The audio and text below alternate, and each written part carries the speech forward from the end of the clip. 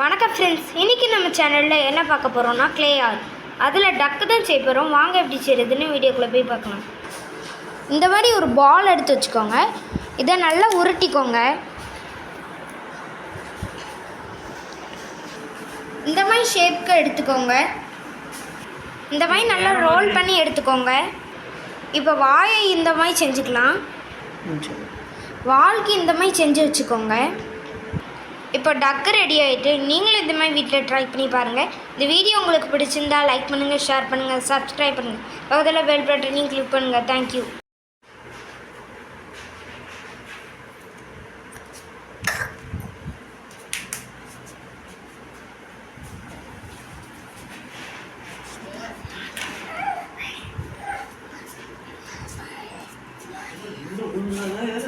போகாத